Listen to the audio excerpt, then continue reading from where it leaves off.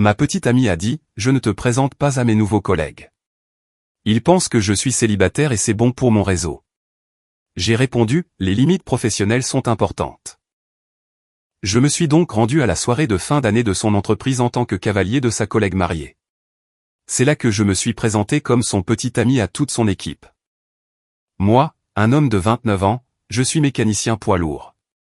Je travaille sur des flottes de camions pour une entreprise de logistique régionale. Mes mains sont en permanence tachées de graisse. Je possède exactement 2 chemises correctes et je n'utiliserai jamais de ma vie le mot synergie dans une phrase. Je précise cela car c'est important pour le contexte. Ma petite amie, maintenant mon ex, a commencé un nouveau travail il y a environ 5 mois dans une agence de marketing de taille moyenne. Elle travaillait dans le marketing depuis quelques années, mais c'était sa grande opportunité. Un meilleur poste, un meilleur salaire, un environnement axé sur la culture d'entreprise, selon ses mots. Elle était sincèrement enthousiaste et j'étais sincèrement heureux pour elle.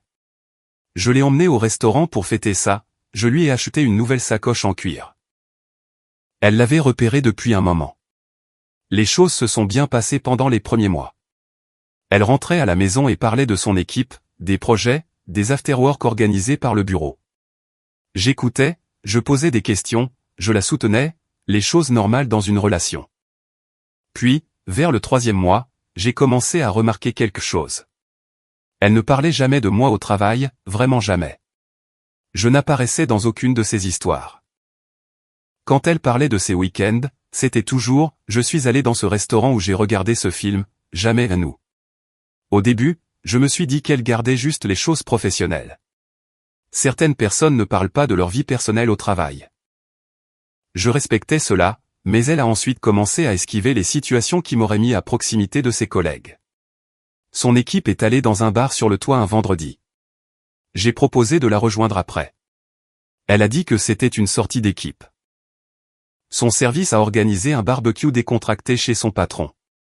Les conjoints étaient invités. Elle m'a dit qu'elle ne voulait pas submerger les gens avec des présentations si tôt. C'était au 3e mois.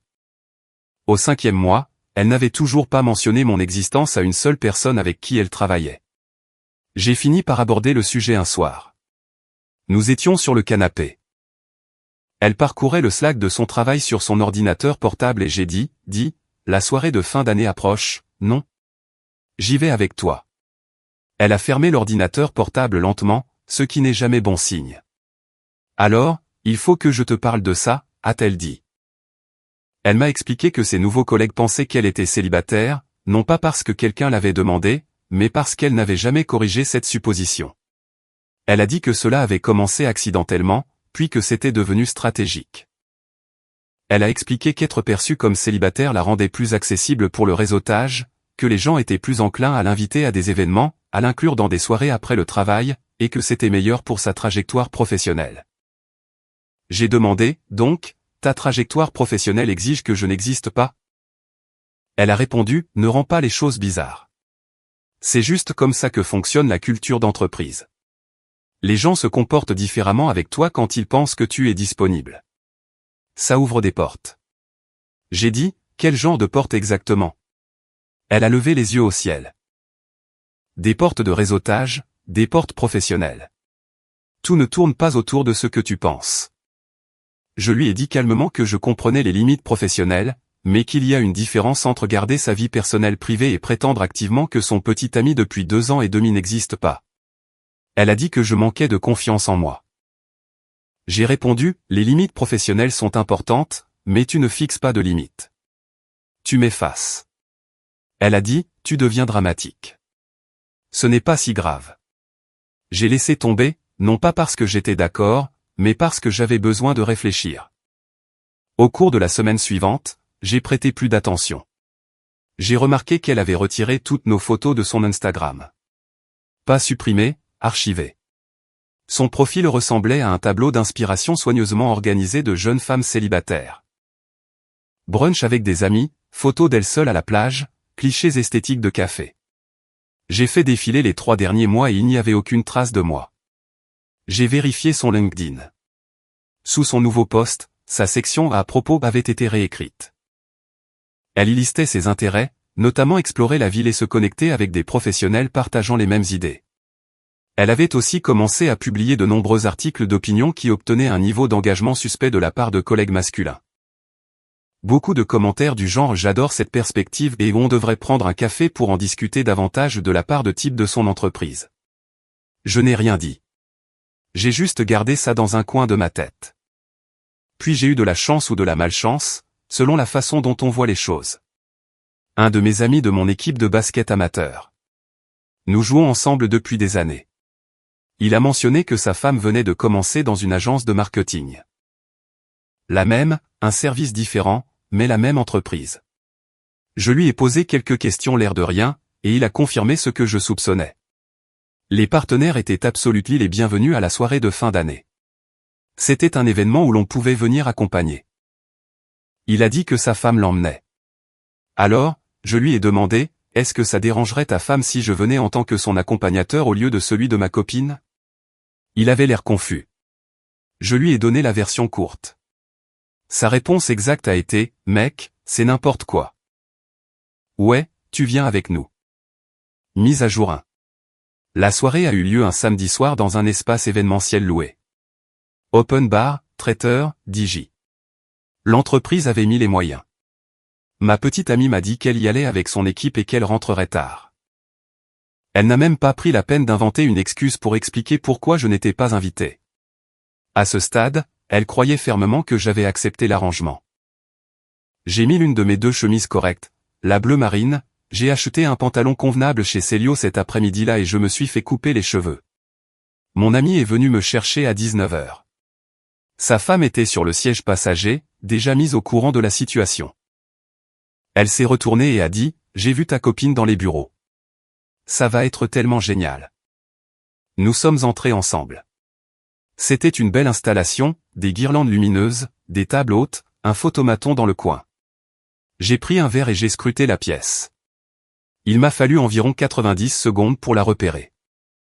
Elle était à une table haute avec 4 collègues, 3 hommes et une femme, riant, un verre à la main, ayant l'air de passer le meilleur moment de sa vie. Elle ne m'a pas vu. La femme de mon ami m'a présenté à quelques personnes de son service. Des banalités habituelles. Que fais-tu dans la vie? Mécanicien poids lourd. Oh, cool. Mon oncle fait ça, les trucs habituels des soirées. J'étais poli, détendu, je n'essayais pas de faire un scandale. C'est arrivé naturellement. La femme de mon ami parlait à une femme du service de ma petite amie. Je découvrirai plus tard qu'il s'agissait de l'assistante de son supérieur direct, et elle a dit, « Oh, avez-vous rencontré l'ami de mon mari? Il sort en fait avec quelqu'un d'ici. » La femme m'a regardé. « Ah bon? Qui? » Et la femme de mon ami, que Dieu la bénisse, a pointé du doigt à travers la pièce. Le visage de la femme est passé par environ 4 étapes, confusion, reconnaissance, assimilation, puis un lent « Attendez, elle a un petit ami, avec de grands yeux. » J'ai dit, 2 ans et demi. La femme a dit, elle nous a dit qu'elle était célibataire. De manière explicite. Nous lui avons demandé lors de son déjeuner de bienvenue. J'ai pris une gorgée de mon verre et j'ai dit, ouais, on m'a dit que c'était une stratégie de réseautage. Cette femme l'a dit à 2 personnes. Ces 2 personnes l'ont dit à 2 autres. En l'espace de peut-être 20 minutes, une onde silencieuse avait traversé la moitié de la pièce. Personne ne faisait de scandale. C'était plutôt comme le jeu du téléphone arabe se déroulant en temps réel autour de cocktails. J'étais debout près du bar quand l'un des types de sa table s'est approché de moi. Il s'est présenté, a dit qu'il travaillait dans son équipe et a dit avec une subtilité nulle, « Alors, tu es vraiment son petit ami? » Ouais. Il avait l'air mal à l'aise. Elle m'a dit qu'elle était célibataire à plusieurs reprises. En fait, je sais. Je lui ai proposé de sortir le mois dernier. Elle a dit oui, mais a ensuite annulé. Cool, ai-je dit, et je le pensais sincèrement de manière neutre, car que dire d'autre à cela? Il s'est éloigné en ayant l'air d'avoir avalé un citron. Puis elle m'a vu. Je parlais à mon ami près du photomaton quand j'ai entendu mon prénom, mon vrai prénom, crier à travers la pièce. Elle se tenait à environ 10 mètres, son verre figé à mi-chemin de sa bouche, le visage complètement blanc. Elle s'est approchée rapidement. « Qu'est-ce que tu fais ici » a-t-elle sifflé. Je suis un accompagnateur, ai-je dit. La femme de mon ami travaille ici, tu sais, dans ton immeuble. Le monde est petit. Tu dois partir, tout de suite. Je passe un bon moment, en fait. Tes collègues sont vraiment sympas, très accueillants. Quelques-uns ont eu l'air surpris de me rencontrer, par contre. Je n'imagine pas pourquoi. Elle m'a attrapé le bras et m'a tiré vers le couloir. Mon ami a commencé à nous suivre, mais je lui ai fait signe de ne pas le faire. Dans le couloir, elle tremblait. Pas de tristesse, de rage. As-tu la moindre idée de ce que tu as fait, a-t-elle dit. Me présenter à tes collègues. Ouais, coupable. Ils savent tous maintenant. Tout le monde. Comprends-tu de quoi j'ai l'air? J'ai l'air d'une menteuse? J'ai fait une pause. J'ai laissé ça flotter dans l'air. Ouais, ai-je dit. J'imagine que oui. Elle m'a dit que j'avais saboté sa carrière et que c'était un comportement à la limite du toxique. Je lui ai dit que je m'étais pointé à une soirée, que j'avais parlé à des gens et dit la vérité. Si la vérité sabote ta carrière, le problème n'est pas la vérité. Elle est retournée à l'intérieur. Je suis resté encore 1 heure, j'ai dansé sur 2 chansons, j'ai eu une très bonne conversation avec un chef de projet sur les moteurs de camions, j'ai mangé 3 mini-burgers. La femme de mon ami a pris une photo de moi au photomaton tenant une fausse moustache avec le plus grand des sourires sur le visage. Cette photo est actuellement le fond d'écran de mon téléphone. Ma petite amie n'est pas rentrée à la maison cette nuit-là. Elle a dormi chez une amie. Le lendemain matin, je me suis réveillé avec un texto de sa part qui disait « Il faut qu'on parle, mais juste pour que tu le saches, ce que tu as fait est impardonnable. » J'ai répondu par texto « Ce que j'ai fait, c'est me montrer. Ce que tu as fait, c'est me faire disparaître. Nous pouvons parler quand tu seras prête, mais je ne m'excuserai pas. » Mise à jour 2. 3 jours après la soirée, elle est revenue à l'appartement le lundi soir. Je me suis dit qu'elle avait dû ruminer toute la journée au travail et qu'elle était prête à vider son sac. J'avais raison. Elle s'est assise à la table de la cuisine et a dit « Mon patron m'a prise à part aujourd'hui. » J'ai attendu. Apparemment, quelqu'un lui a dit que j'avais dit aux gens que j'étais célibataire alors que je ne l'étais pas. Il a dit que cela soulevait des questions sur mon honnêteté dans le milieu professionnel. Elle a tout cité. J'ai demandé « Et que lui as-tu dit ?» Je lui ai dit que c'était une affaire personnelle et que ça n'avait rien à voir avec mon travail. Est-ce qu'il y a cru? Il a dit qu'il ne s'agissait pas de la relation elle-même. Il s'agissait du schéma de tromperie. Il a dit que la confiance est le fondement du travail en contact avec les clients. Davantage de guillemets virtuels. Je n'ai pas répondu. Je l'ai juste laissé mariner avec ça. Puis elle a changé de tactique. Et c'est là que les choses sont devenues vraiment laides. Elle a dit, j'ai besoin que tu appelles mon patron. Pardon? J'ai besoin que tu l'appelles et que tu lui dises que nous faisions une pause quand j'ai commencé ce travail, et que je ne mentais pas techniquement. Tu peux dire que nous venons tout juste de nous remettre ensemble récemment. J'ai vraiment ri. Pas un rire méchant, un rire sincère, involontaire, du genre tu es sérieuse. Tu veux que je mente à ton patron? Pour couvrir le mensonge que tu as raconté à tout ton bureau sur le fait que je n'existais pas. Ce n'est pas mentir. C'est recadrer. Non, s'il te plaît. Je pourrais perdre ce travail. Tu ne vas pas perdre ton travail parce que tes collègues ont découvert que tu as un petit ami. Tu vas peut-être perdre une certaine crédibilité, mais ce n'est pas à moi de régler ce problème. Elle a pleuré. Elle m'a dit que j'étais cruel. Elle m'a dit que je ne comprenais pas la pression à laquelle les femmes sont confrontées dans les environnements d'entreprise. Que je ne pouvais pas comprendre parce que je répare des camions pour gagner ma vie. Cette phrase a atterri exactement là où elle le voulait. Je me suis levé et j'ai dit, je répare des camions pour gagner ma vie. Et je n'ai jamais eu, pas une seule fois, à prétendre que les gens que j'aime n'existent pas pour garder mon poste. Réfléchis à ça. Elle est repartie. Maintenant, c'est là que ça devient intéressant. Au cours des jours suivants, les retombées à son bureau ont commencé à s'aggraver. Non pas à cause de ce que j'ai fait, mais à cause de ce que les gens ont découvert une fois qu'ils ont commencé à y prêter attention. Vous vous souvenez du type de son équipe qui m'avait dit qu'il lui avait proposé de sortir? Il s'avère qu'il n'était pas le seul. La femme de mon ami, qui était devenue ma meilleure source de renseignements, m'a dit qu'au moins 2 autres hommes dans des équipes différentes avaient également été amenés à croire qu'elle était disponible. L'un d'eux lui achetait régulièrement son déjeuner. Un autre lui avait offert un parfum à 120 € pour son anniversaire, dont je me rendais compte maintenant qu'il s'agissait du nouveau parfum d'une amie au travail qu'elle avait mentionné en octobre. Je l'avais même complimenté à ce sujet. Mais voici la partie qui a vraiment tout scellé. L'un de ces gars, l'acheteur de déjeuner, avait une petite amie et sa petite amie a découvert qu'il dépensait de l'argent pour une femme au travail qu'il pensait célibataire. Cela a déclenché un tout autre incendie. La petite amie du type des déjeuners s'est apparemment présentée dans le hall du bureau un après-midi, sans faire de scandale, mais clairement bouleversée, et son chef d'équipe a dû intervenir. Les ressources humaines ont ouvert une enquête sur la conduite au travail, pas contre ma petite amie directement, mais toute la situation a créé suffisamment de bruit pour que les gens commencent à se poser des questions sur la culture de cette équipe. Ma petite amie m'a blâmé pour tout ça, pour la moindre petite chose. Dans son esprit, si j'étais juste resté à la maison et avais accepté d'être effacé, rien de tout cela ne serait arrivé. Elle m'a appelé 4 fois en une journée pour me dire que j'avais ruiné sa réputation et que les gens la traitaient différemment. Elle a dit que les femmes de son service étaient froides avec elle maintenant, surtout celles qui étaient elles-mêmes en couple. J'ai dit, elles ne sont pas froides parce que tu as un petit ami. Elles sont froides parce que tu as menti en disant ne pas en avoir, et maintenant elles se demandent ce qui d'autre n'est pas vrai. Elle a dit, tu ne comprends pas la dynamique d'entreprise. J'ai répondu, tu ne comprends pas l'honnêteté de base. Puis sa mère m'a appelé, parce que bien sûr elle l'a fait. Sa mère m'a dit que j'avais humilié sa fille devant ses pairs professionnels et que j'aurais dû régler cela en privé. Je lui ai dit que j'avais essayé.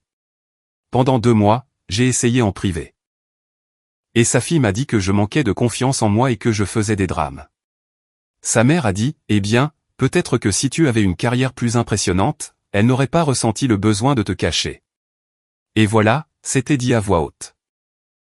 La chose que j'avais soupçonnée mais jamais entendu confirmer. Je n'étais pas caché pour des raisons de réseautage. J'étais caché parce qu'un mécanicien poids lourd ne correspondait pas à l'image qu'elle se construisait. J'ai dit, merci. C'est en fait la chose la plus honnête que quelqu'un de votre famille m'ait dite depuis des mois. Et j'ai raccroché. Ce soir-là, j'ai emballé ses affaires soigneusement, j'ai tout plié, mis dans des cartons du caviste au bout de la rue, et je les ai empilés près de la porte d'entrée. Le bail de l'appartement était à mon nom, il l'avait toujours été, donc il n'y avait aucun problème juridique. Je lui ai envoyé un texto, tes affaires sont emballées et près de la porte. Tu peux venir les chercher n'importe quand cette semaine. Laisse ta clé sur le comptoir. Elle a répondu, tu romps sérieusement avec moi pour ça? J'ai dit, je romps avec toi parce que tu m'as traité comme quelque chose dont on devrait avoir honte. La soirée n'a fait que rendre ça public. Mise à jour 3. Cela fait environ 6 semaines. Voici où tout s'est stabilisé. Elle est venue chercher ses affaires un jeudi pendant que j'étais au travail. Elle a laissé la clé sur le comptoir comme je l'avais demandé. Elle a également laissé une note manuscrite qui disait « J'espère qu'un jour tu réaliseras ce que tu as jeté ». Je l'ai lue, pliée et mise dans le bac de recyclage. À son travail. Elle n'a pas été renvoyée. Je veux être clair à ce sujet car je sais que certains d'entre vous veulent un licenciement dramatique. Ce n'est pas comme ça que la vraie vie fonctionne. Ce qui s'est passé a plutôt été une lente érosion professionnelle. L'enquête des ressources humaines sur la situation de l'acheteur de déjeuner s'est conclue sans mesure formelle, mais cela a créé suffisamment de malaise pour que les gens commencent à garder leur distance avec elle. La femme de mon ami m'a dit qu'elle avait été retirée d'un compte client important, non pas en guise de punition, mais parce que le chef d'équipe du client avait spécifiquement demandé quelqu'un avec qui il pourrait établir un climat de confiance. C'est du jargon d'entreprise pour dire que nous ne voulons pas que la personne qui ment sur sa vie personnelle gère notre marque. Elle a également été ignorée pour un poste de chef de projet qu'elle visait. Son supérieur direct l'a donné à quelqu'un avec moins d'ancienneté. La femme de mon ami a surpris le supérieur dire à un autre manager, le talent n'est pas le problème. Le jugement, si. Rien de tout cela n'était à cause de moi. C'était parce qu'une fois que les gens ont connu le mensonge, ils ont commencé à évaluer tout le reste à travers ce prisme. Chaque interaction avec les clients, chaque réunion d'équipe, chaque affirmation qu'elle avait faite, les gens le remettaient en question. Pas ouvertement, pas méchamment, juste discrètement. La façon dont la confiance s'érode quand on se rend compte que quelqu'un jouait la comédie depuis le début. Le type qui lui avait proposé de sortir, celui de la soirée, a été transféré dans une autre équipe, pas à cause du drame, juste parce que toute cette histoire rendait le travail ensemble gênant. Le type du parfum a complètement cessé de lui parler et a demandé à être réaffecté de leur projet commun. La petite amie de l'acheteur de déjeuner a apparemment appelé mon ex et lui a dit qu'elle était pathétique de mener les gens en bateau tout en cachant un homme entier à la maison. Ça a dû être un message vocal amusant. Son cercle social en a pris un coup, aussi. Sa meilleure amie, chez qui elle était restée après la rupture, a fini par se lasser de son récit. La femme de mon ami a croisé la meilleure amie dans un café, et elles ont commencé à discuter.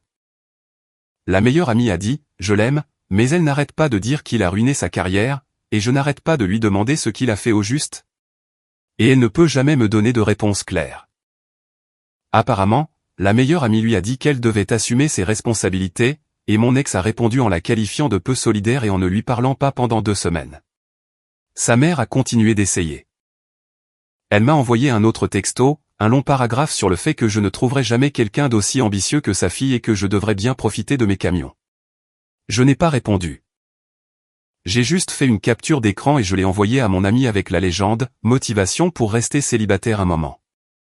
Ce qui m'a vraiment dérangé plus que tout à propos du parfum, longtemps après la rupture, ce n'est pas l'argent, mais le fait que je l'avais senti dans son cou un soir et que j'avais dit « c'est agréable. C'est nouveau ». Et elle a dit « ouais, une amie du travail me l'a offert ». Et j'ai dit « c'est attentionné ». Et elle a dit « ouais, elle est adorable ». Elle a dit elle a attribué un genre au mensonge. Ce niveau de détail, ce n'est pas une omission, ni un pieux mensonge, ni une stratégie de réseautage. C'est le fait de quelqu'un qui a l'habitude de tromper. Quant à moi, je m'en sors bien. Pas super, pas terrible. J'ai encore des moments où la version d'elle que je pensais fréquenter me manque. Celle qui s'asseyait sur le siège passager de mon camion, chantait faux à la radio et me disait qu'elle adorait que je travaille de mes mains parce que ça voulait dire que je pouvais tout réparer. C'est drôle comme la chose qu'elle aimait autrefois est devenue la chose dont elle avait honte. Mon ami et sa femme ont été géniaux. Ils m'ont invité à dîner 2 fois depuis que tout est arrivé. Sa femme m'a dit, tu mérites quelqu'un qui se vante de t'avoir, pas quelqu'un qui te cache. J'ai répondu, c'est très gentil, mais peux-tu me passer le pain à l'ail, s'il te plaît? Je travaille toujours sur des camions. Je joue toujours au basket en ligue amateur le mercredi. Je ne possède toujours que 2 chemises correctes, bien que l'une d'entre elles ait maintenant un attachement sentimental à la meilleure photo de photomaton jamais prise. Je ne regrette pas d'être allé à cette soirée. Pas une seule seconde. Certains diront que j'aurais dû rompre avec elle discrètement quand je l'ai découvert. Peut-être. Mais il y a quelque chose dans le fait de se tenir dans une pièce pleine de gens à qui l'on a dit que vous n'existiez pas et de dire, en fait, je suis juste là. Ça comptait pour moi. Pas comme une vengeance, mais pour la preuve. La preuve, pour moi-même, que je ne suis pas quelqu'un à cacher. Elle est toujours dans la même entreprise, aux dernières nouvelles. Toujours au même poste. Toujours célibataire, pour de vrai cette fois-ci. Et quelque part dans son téléphone, je suis probablement encore enregistré sous un nom quelconque. Peut-être mon prénom, peut-être ne pas répondre, peut-être le mécano. Je ne sais pas. Je m'en fiche car dans mon téléphone, son contact est entièrement supprimé. Pas archivé, pas renommé, supprimé. Parce que contrairement à elle, quand je tourne la page, je le fais vraiment. Commentaire, j'espère que cette histoire trouve un écho en vous autant qu'en moi. Elle nous rappelle l'importance fondamentale de ne jamais laisser quiconque définir notre valeur. Poser des limites claires n'est pas un manque de gentillesse, mais un acte de respect envers soi-même. Nous ne sommes pas responsables des complexes des autres, ni des choix qu'ils font pour les dissimuler. Parfois, la chose la plus courageuse à faire est simplement d'affirmer sa propre vérité, calmement et dignement. La vraie victoire n'est pas dans le conflit, mais dans la décision consciente de choisir sa propre paix. Le chemin de la guérison commence quand on accepte de ne plus porter le poids d'une relation qui nous diminue. Soyez toujours la première personne à être fier de vous compter dans sa vie. Votre bien-être est la seule chose qui ne devrait jamais être négociable. Si vous avez aimé, n'oubliez pas de laisser un commentaire et de soutenir la chaîne en vous abonnant. À bientôt pour les prochaines stories.